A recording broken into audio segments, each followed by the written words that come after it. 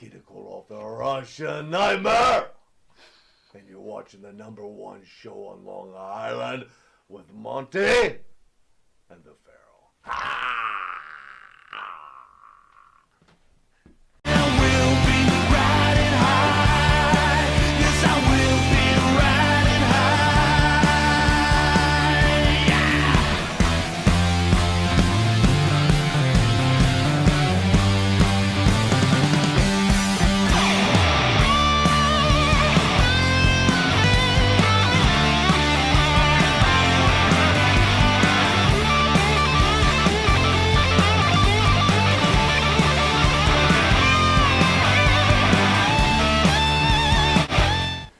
Welcome to Long Island's #1 pro wrestling broadcast, straight out of Indie Music TV, here out of Ronkonkoma, Long Island. At the board is none other than super producer Matt. Matty, how are you, pal? Doing great, as always. We missed you on Thursday. We took a little break because we're doing a double shot today. To the right is the star of the show, Mr. Jimmy Pharaoh. Jimmy, how are you, bud? Good morning, ladies and germs. Back again. What's going on, partner? Same old, man. The corona's striking hard. You a little worried? Yeah, well, didn't they say this was coming anyway because the cold weather is coming? I feel like we're all being marionetted, personally. But, you know, the cold weather's coming, so here it is again. What do you think about the whole Thanksgiving thing? What do you mean? Well, they're saying in New York you can't have more than 10 people gathering, or you could get arrested. Is that what they're saying? Yeah. So, like when someone's carving the turkey dinner, I got to hang by the bathroom? Is that the deal? Oh, that sounds very wholesome and together. Happy holidays, folks. I don't know, man. I just was hoping for all this crap to go away. Yeah, watch it miraculously go away in the next 6 months. Good. I hate to, be... You know what? If that's what comes out of this whole mess, I think that's what's going to happen. Wow, what do you know? He's gone, and the disease is gone too. What do you know? Anyway, that's how I feel. But enough about me. How about you? I'm going to toe the line. I'm just towing the line, I'm just going to throw myself out there. It's a new me. We're all being played. Anyway. I'd like to thank the band that sings the theme song to the Monte The Pharaoh show, our own Jimmy Pharaoh, along with his partner Bart Griggs, make up the band Wisteria Hall. Wisteria Hall songs can be found on Spotify, iTunes, and Reverb Nation. Monte The Pharaoh can be seen on YouTube, Monte The Pharaoh Facebook Live page, iHeartRadio, Spotify, Anchor, Twitch TV, RTF Sports Network. They're there at Anchor Show from Friday from 6 to 7 p.m. Right. Channel 115 every Tuesday from 7 p.m. to 7:30. That's right. 7:30, right? Oh, yeah. In the reduced version. You're back to calling it reduced. It's abbreviated. It's condensed. It's not reduced. And Saturday from 6 a.m. to 6:30 a.m. And then for late night vampires like yourself on Friday at 2:30 in the morning. 2:30 in the morning. We'll be right back after this commercial break because this is a holy shit moment for the Monte and the Pharaoh show. So it is. We have WWE, really WWF, AWA, decorated Olympic weightlifter. This is a holy shit moment. It is. Mr. Ken Patera will be right back. We shall return. You need a body shop? You need engine repair? Auto Excellence, Collision Specialists. 631-261-6420. That's 631-261-6420. Auto Excellence.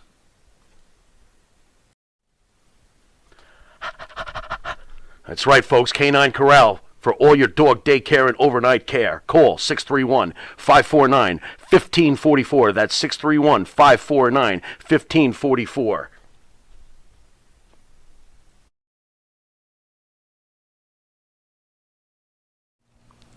And APB, American Protection Bureau, voted #1 best on Long Island for all your security needs. Call 631-390-9050. That's 631-390-9050. APB.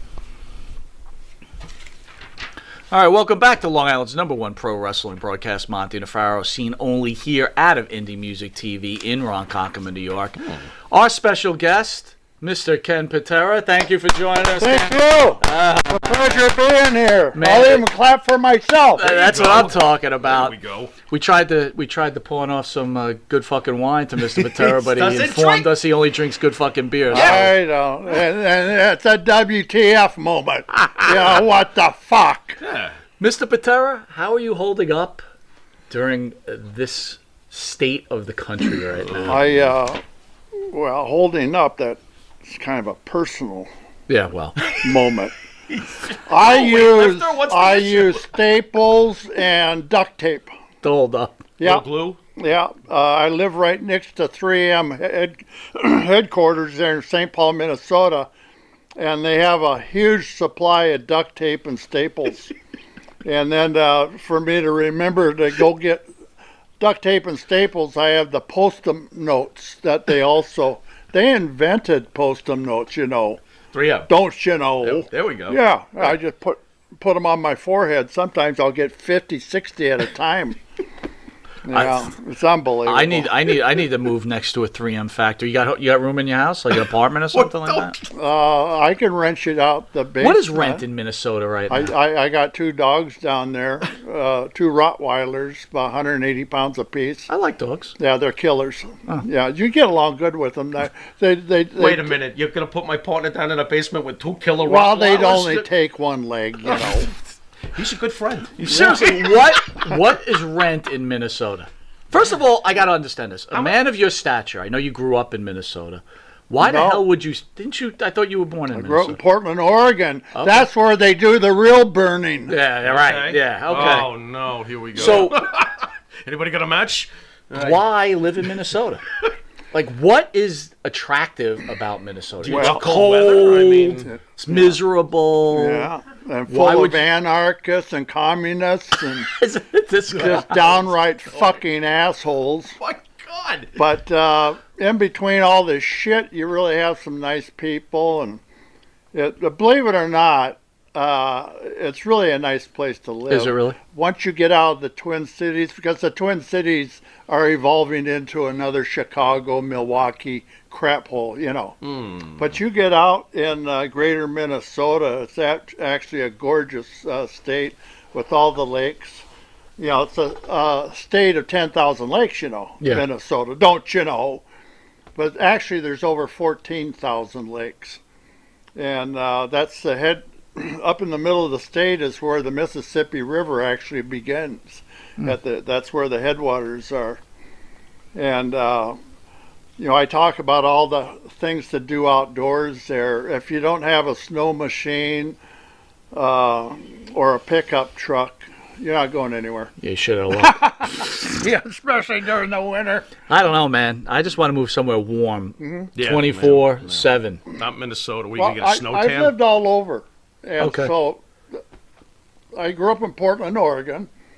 And my brother Jack Patera, he was a defensive line coach for the Minnesota Vikings from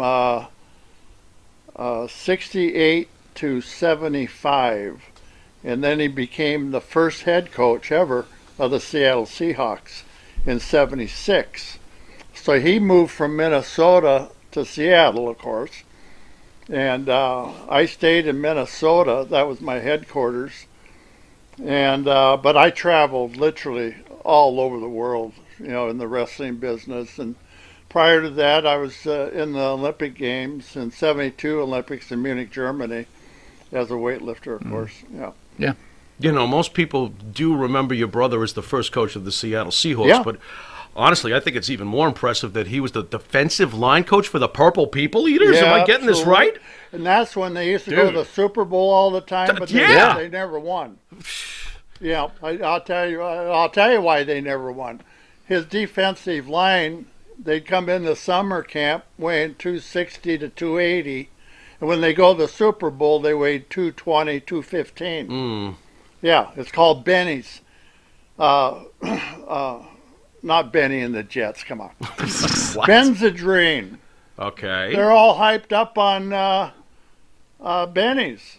Really? Like my brother says, Carl Eller and Jim Marshall, they couldn't even do practice without taking a handful of Benny's. Wow. Of course, back then, the team trainer, he had huge bottles of pills.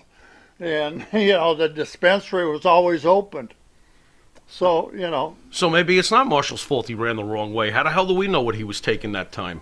That's right. He did go the wrong way. I mean, it was like, dude, you're going the wrong way. I don't know how you remember this Menzies. shit, man. Dude, that's a pretty He famous play did with run Marshall. the wrong way. He ran the wrong way. Yeah. The whole length of the field. It was like terrible. 60 yards. Yeah. Let's take a left turn, Ken. How do you feel about the election? Any thoughts on how the election has turned out, my friend? Well, this is how I see it. Sleepy Joe. Oh boy. That's Biden. For those that haven't been staying up on the news, Donald Trump has always been my hero.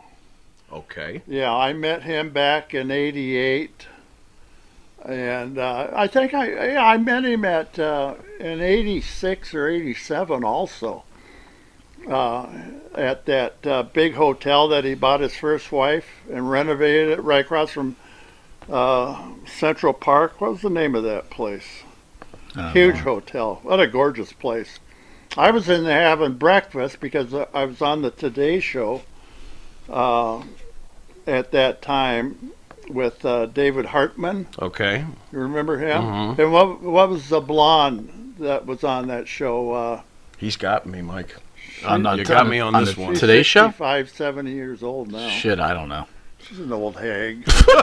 Actually, she still looks pretty good. I think she's the one that does the commercials for nursing homes now because her mother is 118 and her mother is in this nursing home. Well, she's an older hag, the mom. Yeah, an older hag. Yeah, than the old hag. Yeah. Okay. It's tough getting old, bro. It's tough getting old. But, guys don't become old hags. They just become older. Old. Yeah. Older. Yeah, but these women. With dignity. Yeah, they all. With dignity. Not all of them, just a select few. But Donald Trump won the election for the second time. He's still our president. When you see what the Democrats did, Sleepy Joe Biden stayed in his basement cellar for a year, at least a year. Okay. And they bring him out on a gurney and prop him up. And Joe, What? we got some questions for you, Joe. He's looking to his right, and the questions coming from the left. And then he looks up, he looks down, and he forgets what the question was. Now tell me that's going to be the next president of these United States of America? No. It'd be in name only. But I still believe in miracles. Okay. That Trump is going to pull it out. And what's the political climate out here on Long Island?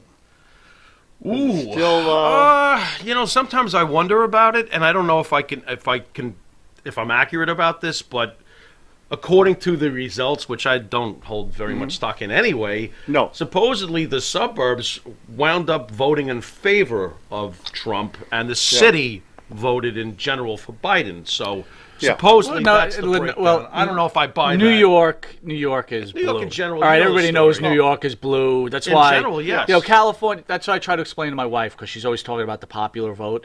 If everything was on the popular vote, Democrats would win every time because Right. California and New Right. York are blue, and you're not changing those states. Right. In fact, Ken, I'll ask you, who's the last Republican to win the New York presidency vote? well, it had to be Reagan. Exactly, Yeah. and it was, and he barely won. And you know how popular Yeah, Reagan was, because right? he barely lost Minnesota, and Minnesota is like New York in that respect, very blue state. And I thought for sure Trump would carry Minnesota this time, which he did, but he lost by 350,000 votes. Now, how in the hell did he lose by 350,000 votes when all the mayors up in northern Minnesota formed a pact? Most of them were Democrats. They all voted for Trump. Yeah. Yeah. So how do you figure that tells you how corrupt the Democrat Party is. Notice I didn't call them Democratic Party because there's nothing democratic about the bastards. They're Democrats, and they're just vicious, criminal-minded people, power. So power. let me ask you though this, Ken. If okay, Biden becomes president, which it looks like is going to happen. COVID goes away. The country starts to rebound. Are you more open to the idea? Of a Biden presidency? Yes. No, absolutely not. Okay. No. Because he's not going to be in control. Who is, in your mind? Who's going to be in control? Well, the House of Representatives and Nancy Pelosi. You sure Kamala's not going to give him a special lunch to get rid of him the anyway? thing that we're losing, the thing that we're losing here, though, is the Republicans have the House for the next 2 years. So the Democrats can't push their agenda too far, right? Because we have the House. The Republicans have the Senate, right? But not the House. Okay. All right, I thought we had the House. We do not have the House of Representatives. Okay. No. Will that keep things at a in-between somewhat? Oh, sure. Okay. Oh, yeah. All right. It'll be balanced out, but Okay. thank you, sir. I don't trust those bastards as far as I can throw them. I used to be able to throw them a long way. Ooh, I bet. But I tore both my tricep tendons off my elbows, and so... So this, ah! your friend Vince McMahon is a Republican, so Yeah. right. So you must believe in his Vince's wife, ways Linda, of doing. She's a Republican. Yeah, My buddy Ric Flair, he's a stone cold Republican. I'm a Republican. Yeah. So Yeah, and The Rock, I don't know what got into his brain. He used to be a Republican, but I don't know. It's too much Hollywood. Right. Right. Look, I want to ask because I'd like you to elaborate a little bit. You're an American hero, okay? Olympics, weightlifting, professional wrestling. You're a hero to many, many people. Yeah. Donald Trump, you said, was your hero. What makes this man make Ken Patera look up to him? Well, what is it about Donald Trump? The Art of the Deal. Okay. I bought his book years and years ago, and I've read it several times. As a matter of fact, I had a friend come over and do some computer stuff for me. It wasn't working right. He finally, it took after 2 hours, there was one gimmick that he forgot to push. So he pushed that gimmick, and the computer worked fine. All the programs come up again and everything, And I told her his name's Matt. I said, Matt, what'd you do?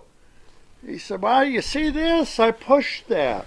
And I thought that I had already pushed it, but I forgot. I said, that was 2 hours ago. So he hit launch instead of lunch. Yeah, there you go. Oh, okay. There you go. Something like that.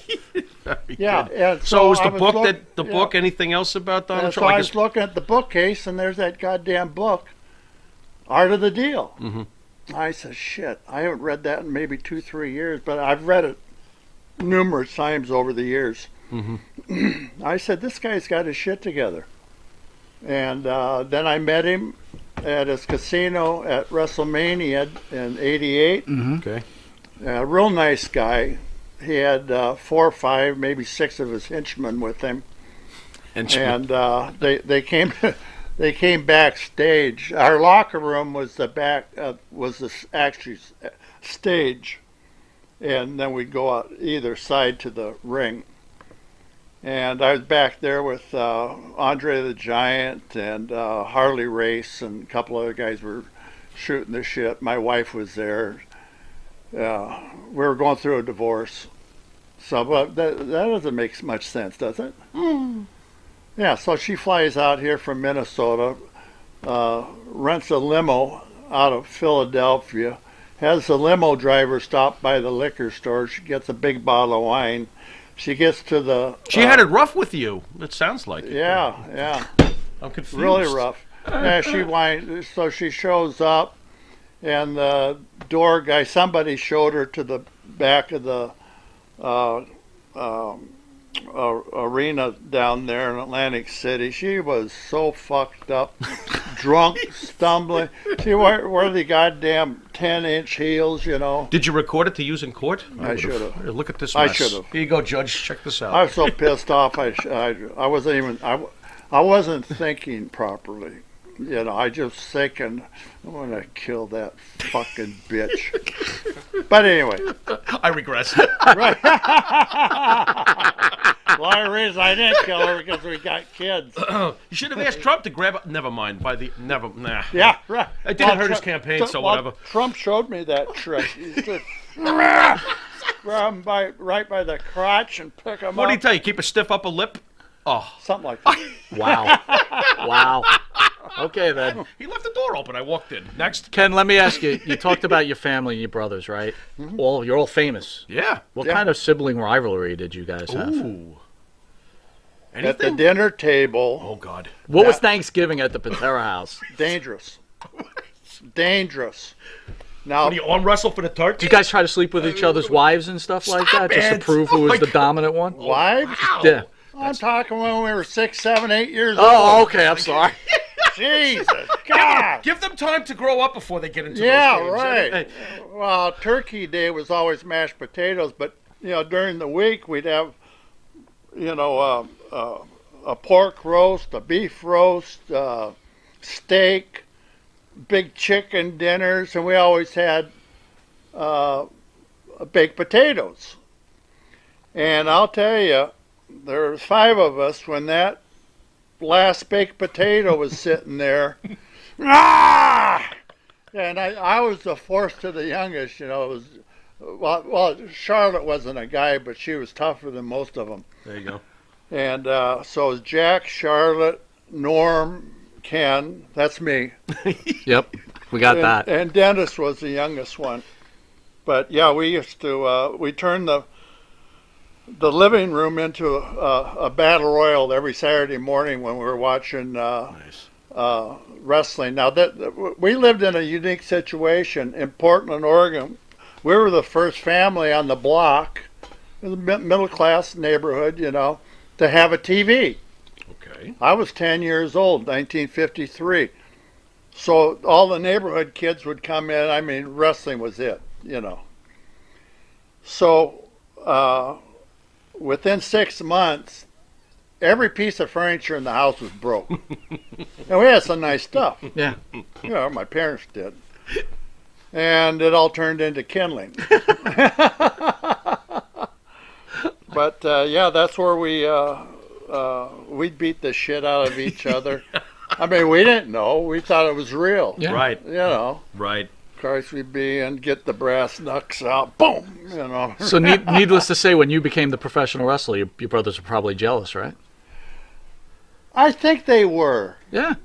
Because I started wrestling when I got back from Munich, Germany. I competed in Munich as a weightlifter. And I was actually on the 68 Olympic team also that was in Mexico City as a shot putter. But after that Olympics, they took the top 3 and then an alternate. I was an alternate because I had injured myself in the Olympic trials for the shot put. I tore a bunch of serratus muscles on my side. I didn't even do it throwing the shot put. I did throwing the discus. Oh, Al Orator is from Long Island here.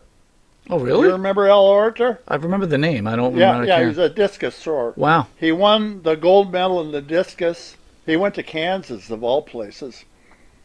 He won the discus in the 56 Olympics, the 60 Olympics, 64 Olympics, and 68 Olympics. He's the only guy to win a gold medal in 4 consecutive Olympic Games. Yeah, hell of a nice guy. He worked for some computer company out here on Long Island. He passed away a few years back. Really a nice guy, though. Wow. And so him and a couple other discus throwers were standing out in the parking lot. They say, "Hey, Patera, you want to go throw the discus?" I said, "Yeah." So I grabbed my shit and I ran out. We were staying at Echo Summit. That's above Lake Tahoe in Nevada. And so the Olympic Committee had built an Olympic Village for us to stay in. Well, all they were was trailers, and they were No McDonald's? Huh? No McDonald's? No, shut up. You say he's already throwing a McDonald's shot at you. I Nice love and early. doing that. Bam! They could have at least given him a burger. I've done 1,000,001 things in my I life. know. Some dickhead out there. But There you go. Way to go, Pharaoh. It's yeah, okay. way to go, Pharaoh. I'm sorry. What are you gonna do? In fact, your agent told me when I was picking up burgers, he goes, No "Do not McDonald's." pick up Do you McDonald's." sit? Do you? And I said, Another "Absolutely dickhead. not." You're surrounded by. Go to Wendy's. I like Wendy's. They serve them. I just had a Wendy's hamburger. I picked it up for you. Yeah, thank you. It's very. See, good respect, Mr. Patera. Unlike Choice. Yes. Oh, I've been set up. Anyway. I'll tell you. What are you gonna do? But so we were there at Echo Summit out in Nevada, just above Lake Tahoe, and that Tahoe is just above the biggest little town in Nevada, Reno. And Reno was famous for whorehouses. You know, they had the Mustang Ranch, Absolutely. and all that stuff. And I go to Reno often do you? for work. Yeah, travel there often. Oh, you ever been out to the Mustang? Or is that closed down now? No, Mr. Patera, I'm married. I would never be out to the Mustang Ranch. How dare you even say go that? Out there and there's about 10 trailers, and they're surrounded by a big cyclone fence, and they have a buzzer on the gate. They got that pink trailer. I mean, I heard they have a pink trailer over there too. A what? The special pink trailer. Pink trailer. So we hit the. Forget it. Go ahead. Tell your story. Anyway, you go down there, you take your finger and you push the button and it buzzes, and they let you in. And you go in the main trailer there, and then the girls come out. There's a line. There's a yellow line right down the middle of the room. And 8, 9, 10 girls all line up on that line. And they're all in bikinis. And you just pick the one that you want to be with Nice. for the next 30, 40 minutes, 60 minutes. What's the cost for that? Would you? Well, when I was there in 1968, It's like a drive-through. it was $5. By the way, you don't get this shit with Hannibal. The seat- $5. Were they worth it?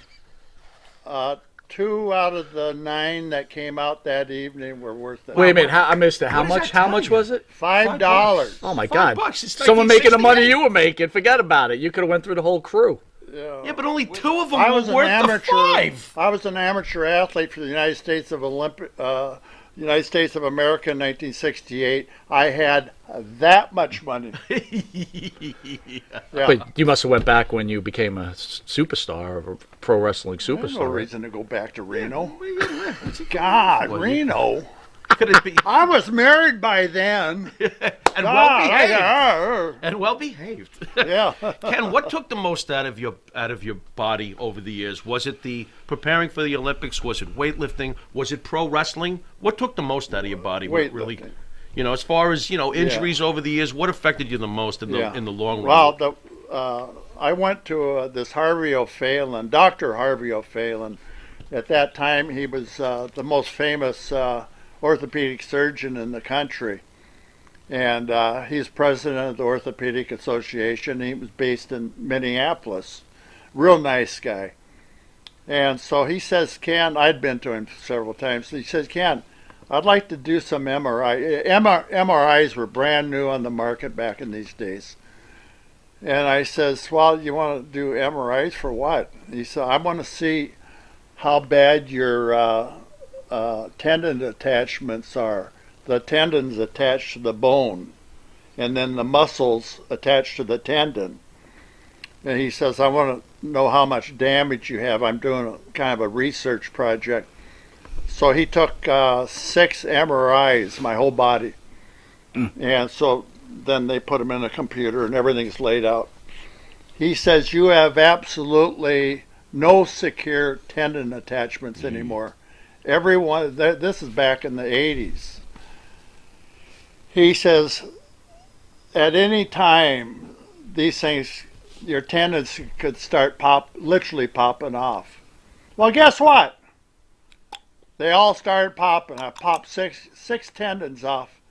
And that's major surgery. Like my right elbow, a big scar. I don't know if you can see that. Yep. I popped that baby off. and took 3.5-hour surgery to reattach it. And because when it popped off, then all 3 heads of the tricep muscle exploded, and it was just mush. So after surgery, how long does it take you to go back into the gym to recover? about 6 weeks. Really, that's not too bad. Yeah, but that was just to get back in the gym. Right. Oh, it was 6 months. 6 months after that type of. And then I was wrestling for McMahon and the WWF at the time, so I had to have a special leather brace made. And I had to wear that for another 6 months because the doctor said that if you pop that tendon off one more time, Ken, he said, walk around like with your arm at a 45-degree angle, be like a chicken arm. We call that a chicken arm. Wow. Now, you don't want to wind up with a chicken arm. I said, no, I don't. And so I wore that brace for another 6 months. And it healed perfect. I have full extension of that arm now.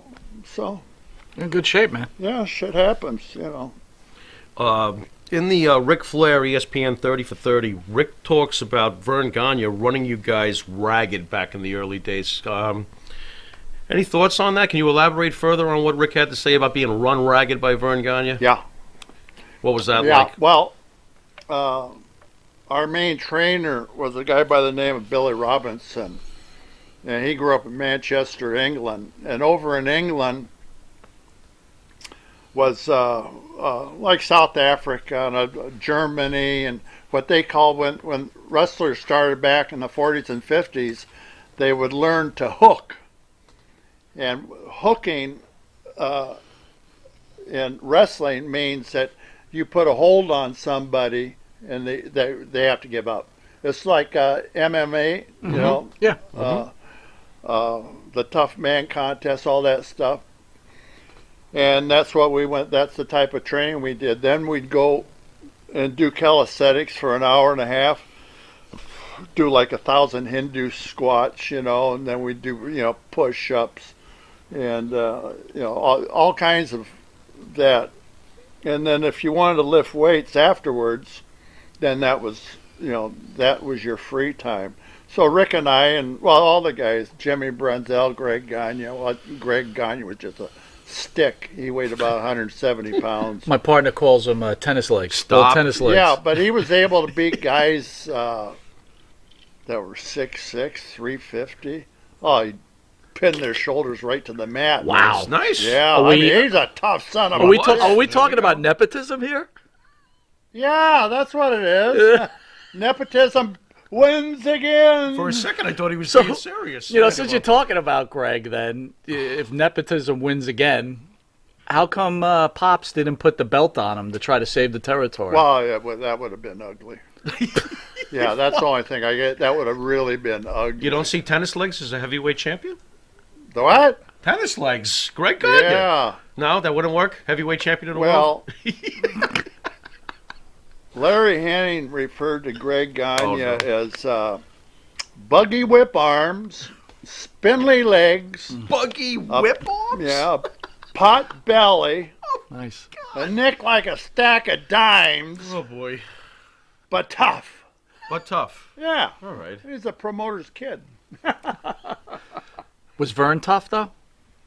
Oh, yeah. Could Vern whoop your ass? Vern, no. No. Were you being serious? No, I'm I'm asking. going to come over there. No, whoa, Please don't come whoa. over here. No, Was Vern tough enough to take on guys like you? Yeah. And, yeah, that's the No. question. Vern was national heavyweight Richard. wrestling I know, I champion. understand that, but back in his day, a heavyweight was 200 pounds. or not even, right? No, So but 198, Right. actually. Right. Because you have the light heavyweight up to 196 or 198, and anything after that, you're a heavyweight. right. And he won the National Collegiate Championship 2 or 3 years in a row. And he was voted by the Amateur Wrestling Hall of Fame down in Iowa. This is about 20 years ago. He was voted the #1 amateur wrestler in the United States for the first 50 years. Sure. Wow. Well, that was my point. Like I know Billy Robinson, I heard was like really, really tough, right? He could fuck Sergeant people. Slaughter slapped him around like a redheaded stepchild. Really? Yes. Tell the story. Well, I wasn't there. So then, There was Sergeant Slaughter and Chris Taylor, 6'5", Yeah. 400 pounds. He was a Greco-Roman wrestler in the 72 games with me. But Sergeant Slaughter and Chris Taylor and a couple other, and the Irwin brothers from Duluth, Minnesota, they came in the next year into Vern's wrestling camp. And so Billy Robinson was fucking around doing something, and he got in an altercation with Sergeant Slaughter. And Sergeant Slaughter, what we refer to in wrestling as stretching your opponent, that means you get the best of them and then make them give up. right? Baron von Raschke, you guys remember the Baron? Sure. He was national heavyweight wrestling champion out of Nebraska back in the early 60s. He said, he told Billy Robinson at training camp, he said, Billy, you're from England. That doesn't mean shit around here. Any good collegiate wrestler could whip your ass. Wow. He said the only reason you beat people is that they let you have their body. Like they'll get down the floor and then you try to do something. You'll give them a cheap shot, like driving a knee into the ribs while they're down on the floor, drive a knee into the hip, cheap shots. And Billy says, well, that's not true. Well, it was true. Yeah. Yeah, so Slaughter heard that, and Slaughter wasn't afraid of him anymore. Wow. Yeah. Well, he injured Sheik, didn't he, Billy Robinson? Yeah, I was there. He That hurt- was like the He hurt him bad. first week of our training camp in 1972, December of 72. Or was that? No, November of 72. So we were all down in a, referee's position in amateur wrestling, and we'd try to turn each other over and, escape and everything, as if you were in an amateur match. Well, then Billy says, Khosrow, that's Iron Sheik. Khosrow Visiri is his real name. So Billy's trying to turn, I think, Ric Flair. He couldn't turn him. And so Billy, come here, Khosrow, I can turn you. Well, Rick weighed 300 pounds and Khosrow weighed 180. And Khosrow looks at him, no, coach, no, coach. He couldn't speak very good English back in those days, as if he can now. I was just thinking that. Okay. So here comes the challenge. Billy said, I can turn you.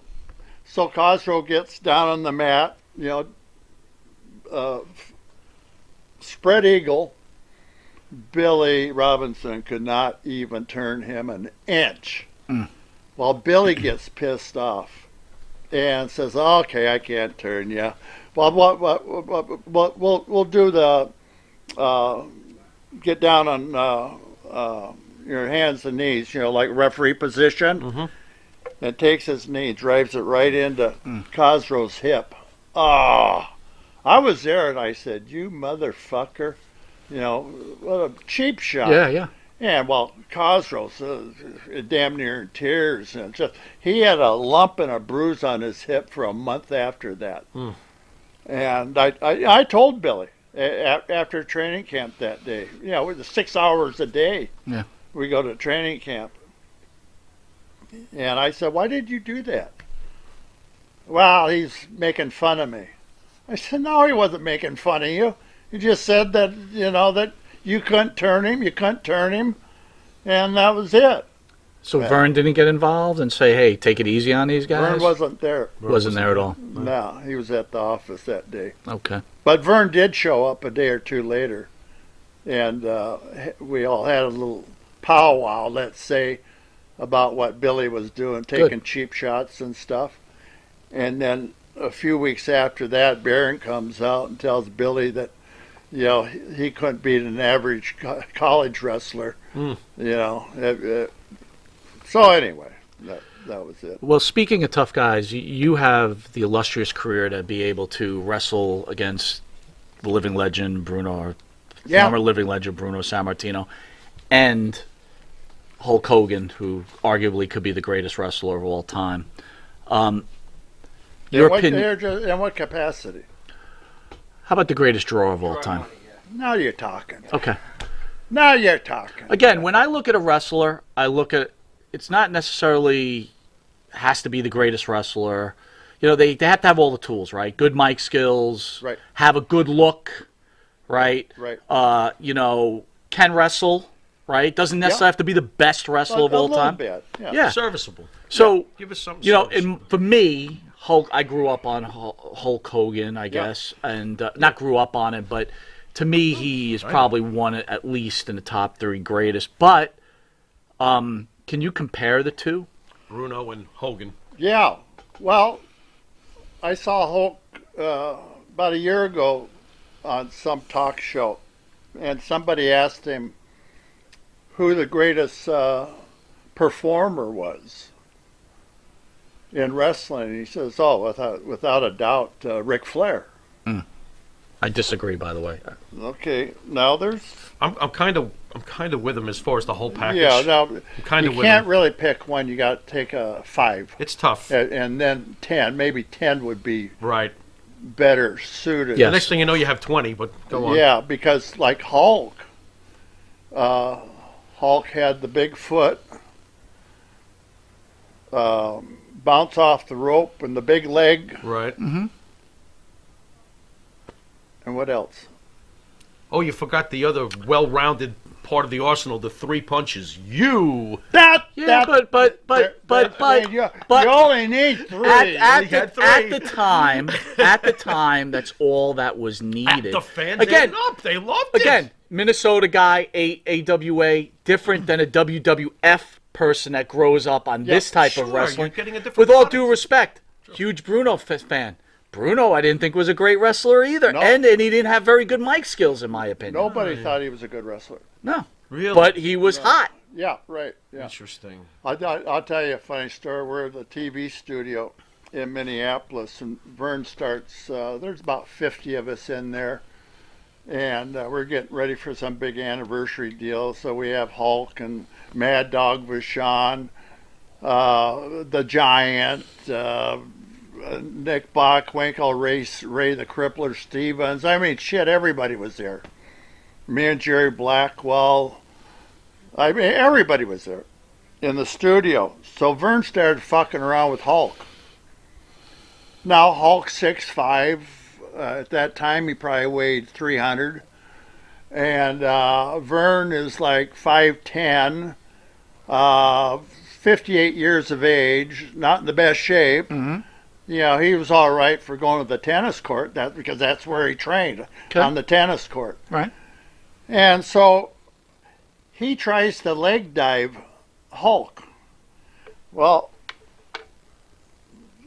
let's say here's Hulk and here's Vern. So Vern tries to leg dive Hulk. Hulk just collapses on top of him and hooks him around the waist. Vern's on face down on the floor, the concrete floor of the TV studio, and all you see is 2 hands and 2 feet sticking out. Yeah, you know, he's been enveloped. Yeah, you're right. Yeah, but I mean, professional wrestling is not a tough man sport, right? It's an entertainment. Look, great athletes, Olympic weightlifters. There's a lot of tough people. I get that, but it's not meant to be like who's the toughest, right? No. It's about entertaining, and that's my point. Yeah. Was Sammartino, who, in your opinion, who was the better draw, Sammartino or Hogan? Oh, Hogan. Logical. But in the beginning, when it was more ethnic, more Italians and Greeks in the Northeast here, well, Bruno, shit, you couldn't beat Bruno. Right. I mean, every spaghetti vendor in town. When did you get more butterflies? Like, because you wrestled in the Garden against Sammartino, Oh, sold I had out. butterflies. Oh. Did you have more butterflies wrestling Hogan in those crowds, or No. the San Martino crowds? No, San Martino. Yeah. Because I was in awe Yeah. of Bruno. I'd only been, I was right out of the Olympics in 72, and here I'm in, 5 years later, I'm in Madison Square Garden wrestling Bruno in the main event. And he was a big Ken Patera fan. He watched all my weightlifting in the national championships, the Pan American Games where I won 4 gold medals, the Olympic Games. And shit, he even knew about my shot putting career when I was at Brigham Young University. And when I came into wrestling, all the wrestlers knew who I was. And of course, I don't realize that. I'm just another amateur athlete. Just another stiff. Oh. I'm not just gonna say that. just curious. Compare, since you did work with the great Bruno Sammartino, what was his strength level? To me, he's natural strength. Look at him, man. Yeah. Later on, we saw a lot of Rick Rudes and Macho Mans, and the steroid look and the bicycle pump in the arm. Can I just add on that? Yeah, sure. That's a great question. Okay. Ken, can I assume that you took steroids at some point or another? Yeah. Okay. Okay. So he was I hated needles and I hated pills. understood. Okay. So my partner brings up a great point. San Martino obviously hated steroids, and you, great Olympic champion that you were, he had to have known you were on steroids, right? I hated steroids, but he I knew knew I had to take some. Were you ever Right. pressured to take Yeah. steroid? You were pressured. Okay. Yeah. So San Martino ever that- talked to you about that at all? Be Yeah, like, I talked to Bruno about it. Try to was- discourage you from taking roids, or No, this is way after Okay. the Olympics. Okay. Okay. This is from 72 Okay. to when I first met Bruno in 76. how was his strength level, though? Getting back to my question, compared to Well, some I- of these amazing specimens we saw later with Not really, because he was past his prime and he wasn't lifting heavy weights anymore when Okay. I wrestled him. Okay. So body the same. strength. But yeah, you know you're in the ring with somebody. Okay. Yeah. Okay. Yeah. How about guys back in those days who could compare to your strength? Your strength is legendary. How about a guy like Yeah. Tony Atlas? Was there anyone else you ever got in the ring with and said, "Wow, this guy's actually as strong as me," Well, or there- close, or close? Well, there again, Tony had more arm strength than leg strength. Okay. Seriously. Okay. Yeah, he bench Okay. pressed almost 600 pounds. He couldn't Right. squat 600 pounds. Right. I think Tony said he benched 651. Did he? He broke Something San insane. Martino's record or something when Something he was in insane. studio. Yeah. He That's what he could've. said. Yeah. What about Bravo? Dino Bravo? Dino did 630, legit. Wow. Yeah, Dino was a. Ken, the story goes back when you're in the WWF that Vince Senior promised to make you the transitional heavyweight champion before Backlund. Yeah. But that fell through, and they gave it to Graham, Yeah. and then that's why they gave you the Intercontinental title. Can you tell that story? Well, that was kind of complicated, but let me see if I can stumble through this fucking mess. Superstar Billy Graham was working for Eddie Graham down in Florida territory. Backlund and I were up here in the WWF. And so Vince was being pressured by Bruno to put the belt on me. Because Bruno wanted to wrap his career up. And so the old man says, well, he said, guys like Patera, there's very few of those guys. They don't need a belt. They can go in these big arenas and sell turn-away crowds every night without having a championship belt, So I'd like to put it on Billy Graham. And this is after Billy Graham fucked the whole WWF over, scammed him and Ivan Koloff, this goes way back, to like 74, 75, 72. What was the scam? What is it? I never heard I'm the not story. Well, they're familiar with holding this. him up for money. Okay. They want to, Ernie Okay. Ladd. Okay. Yeah, like So Ernie. Graham was in the WWF and held them up for money, and then Huh? Graham was in the WWF. Yeah. Yeah. You're right. Okay. Yeah, they wanted Interesting. more money for their matches. They all want to be paid main event level. By the way, I got to mention this, and I never agreed with this, that somebody, now, while it may be true that someone is so over that they don't need the belt, did that bother you that they didn't give you the belt? Because that would bother me. You're world championship material. Did that even annoy you? I took old man Vince at his word that he was going to put the belt on me. It would get to you. Yeah, it would get to me. Okay. Well, it should have. Then the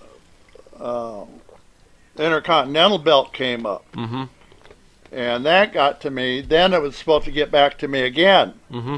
And it never, that evolution never materialized. Were you aware at the time? I mean, probably not, but I'm just curious. When you first held that Intercontinental title, being so brand new, did you have any idea that this belt would have longevity, would have all these years later, this great history that you basically helped start?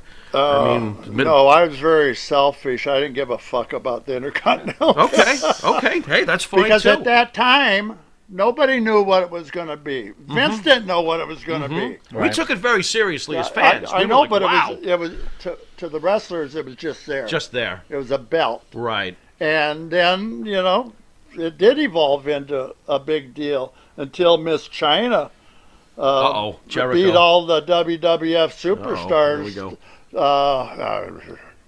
That killed it. She's not pitting you, is she? No. She might pin Triple H. Jericho. Yeah. Jarrett. Although did Jarrett refuse? I can't remember anymore. Can you? She was really a smart girl. No, very smart. Yeah, she was really A lot of brilliant. demons and a Yeah. lot of people, right? Yeah. Can you compare senior and junior? In your What? opinion, can you compare senior and junior? Mm-hmm. The difference between senior and junior. Senior was a diplomat. Everything evolved around a diplomatic basis. You take a little bit, I take a little bit. You take a little bit. Nobody took everything. Mm-hmm.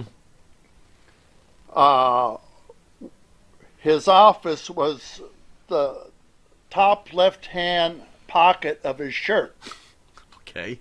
Yeah, that was his filing system, was the pocket of his shirt. Okay. When he told you something, his word, it was going to come true. You could bank on it. Now, the kid, he grew up in a different generation, of course, and he knew he was going to inherit that business, so he thought it was owed to him. Diplomacy, go out the fucking window, Jack. I'm the boss here now. What I say goes. If I want to turn this supposedly borderline for real sport entertainment to a theatrical cartoon show, I'm going to do it. Well, that's where the money was. Theatrical cartoon show. How did that make Ken Patera feel? Did you ever pull him into the office and go, "What the F are you doing to the sport that I love so much? What's going on here?" No, I never said it in that context, but I did tell him when I was ready to wrap it up. I said, Vince, I got my grip here. I can either set it down and go put my gear on, get ready for the show, or I can keep it in my hand, turn around, walk the fuck out of here, and no regrets. Well, what do you mean? So I told him what the problem was. I wasn't making any money. This is 6 months prior to me actually retiring, which was Survivor Series. That was the first Survivor Series, Thanksgiving Day, 1988, and that. So when I had that conversation with Vince, he said, "Well, could you hang out? We can improve that weekly deal." Hey, I was on the road some weeks. The straw that broke the camel's back, as the Sheik would say, was when I got a fucking paycheck minus $50. I owed the WWF $50. for being on the road for like 10 straight days. Wow. Yeah. Bite my ass. So and so that's what brought it right to. I said, what the fuck is this all about? They had me out on a California circuit wrestling in Podunk, whatever little town out there, making $150, and it cost me $250 a night to make it. Your rent a car was $75, your hotel was like $75. Your beer was like 20 or 30. Your food was 20 or 30. And then, next thing you know, you're spending 200 to 250 bucks a night to make 150, and this went on for 10 days. ridiculous. Are you 50 bucks, negative 50. I owe the fucking office $50. All right, with that, we're going to take a quick commercial break. We got about 5 minutes left, and we're going to have the Pharaoh's final question. Be right back, folks. I gotta pee. Jimmy, I got to take a dump. What? No. I mean, I need a dumpster. Well, for all those needs, you need to call Big V Dumpster Rental, Long Island, New York, 631-900-DUMP.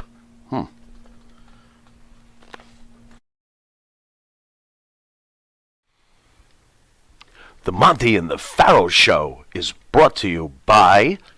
Because wine is your second favorite four-letter word. California wine, New York attitude. Good fucking wine. Yeah.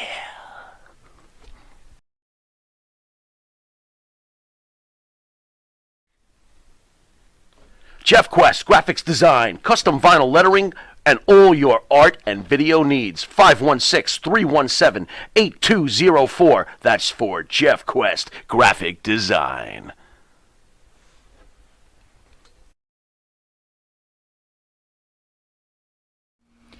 In the mood for a freshly roasted cup of coffee?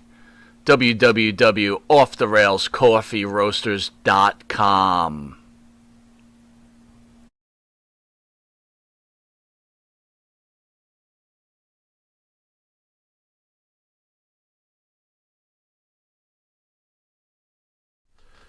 You want to star in your own success? Call QuickCast. www.quickcast.com. 866-7-CAST-NOW. That's 866-7-CAST-NOW. QuickCast. Start your own success.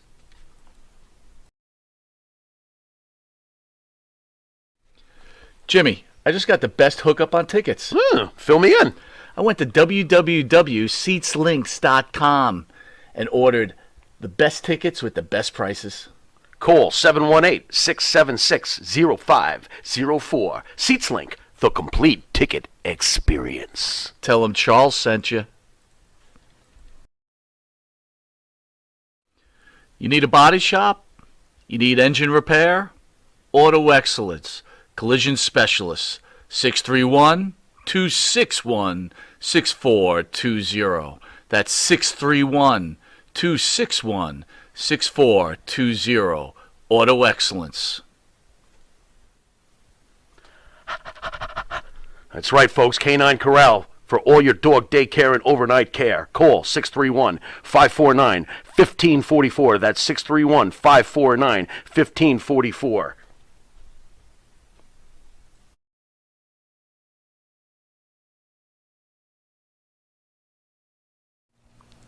And APB, American Protection Bureau, voted #1 best on Long Island for all your security needs. Call 631-390-9050. That's 631-390-9050. APB.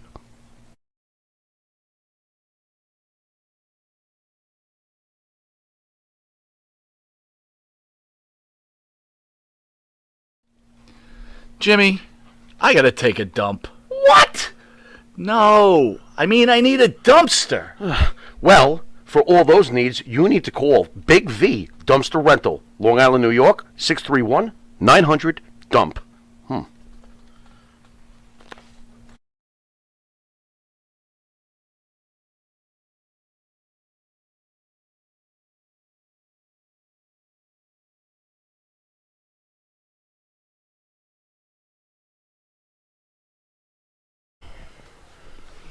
All right, welcome back to Long Island's #1 pro wrestling broadcast, Monte the Pharaoh, with our special guest, Mr. Ken Patera. Ken, we're going to hit you with the Pharaoh's final question. Alrighty. And we're going to let you go, my friend. Yep. Final. Nah, this should be another one. No, and I won't include fast food chains. And it's either. not McDonald's. No We'll fast leave food that. chains. Leave that to Hannibal. No fat. Yeah, leave it. Who? I need pills to stay awake. Next. It all started, as I got to say to you before we began the show. It all started for me back in 1980. I wanted to ask you about the awesome combination of you and the Grand Wizard. What was it like working with the Grand Wizard? You guys were magic together. Yeah. Tell us about the Wizard. He was a funny little guy. Ernie Roth. Yeah. Him and my wife were in love with each other. Oh. Okay. Yes, and he was a homosexual. Okay. And she was straight because she loved me, but she also loved the Wizard. Okay. And how that came about, I was actually being managed by Lou Albano at the time. And we were living in Charlotte, but I was commuting up here, 3 times a month, I guess. Okay. And she would come up often enough, because she liked to go over to Fifth Avenue and spend all my fucking money. And I was making, for those days, I was good. Like these baseball and football players now. Right. And so, I wasn't making millions. Well, back in those days, nobody made millions. Right. But anyway, my wife says, Ken, I think you should make a manager switch. I said, what are you talking about? Well, Lou Albano's fine. Lou is Captain Lou, and Lou has his own thing, but he tries to steal all the attention from you. During the interviews and during the match, and especially the TV matches, you're beating your opponent up, you throw him out of the ring, and Lou runs over there and pounds the dog shit out of him. Well, what's left for you? He's taking all your... I said, well, yeah, that's kind of how Lou is. Well, fuck Lou. She said, I've been talking to Ernie. I said, the Grand Wizard? Yeah. I said, well, what do you guys have up your sleeve? Well, we want you to drop Lou and be with the Grand Wizard, Ernie Roth. And I said, well, let me kick this around. I'll talk to Ernie about it. Then I'll talk to Vince McMahon. Old man Vince McMahon. The original. So anyway, that's how that transition happened. It was because of my wife. Interesting. Wow. Yeah. So she's counterproductive spending your money, but she's hooking you up with the Wizard. So there's something in the middle there. You can see, yeah. That's exactly the way it should be put. Okay, and I thought that the two of you were great together. Nobody was dominating the other character. It was very complimentary. Yeah, the Grand Wizard had a lot of friends off Broadway, on Broadway, in Broadway. Well, they're all gay. So he used to take my wife and I down to some of those Broadway shows. Oh God! Nice. I don't think there was a straight person in backstage. The performers and stuff. There might have been a few straight people out in the audience, but everybody. Oh, that was the gay blade, as I referred to it back in those days. I said, God, is there any straight people around here? No.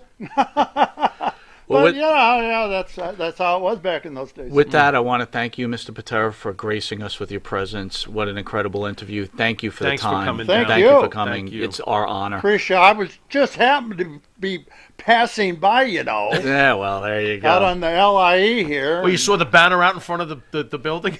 Yeah. And I Hey, said, look, God, Monte that the looks Pharaoh. interesting. You can catch Monte the Pharaoh on YouTube, Monte the Pharaoh page, Facebook Live, Monte the Pharaoh page, iHeartRadio, Spotify, Anchor, Channel 115, and Channel 20. Stay tuned. In about 3 minutes, we've got the Nasty Boys.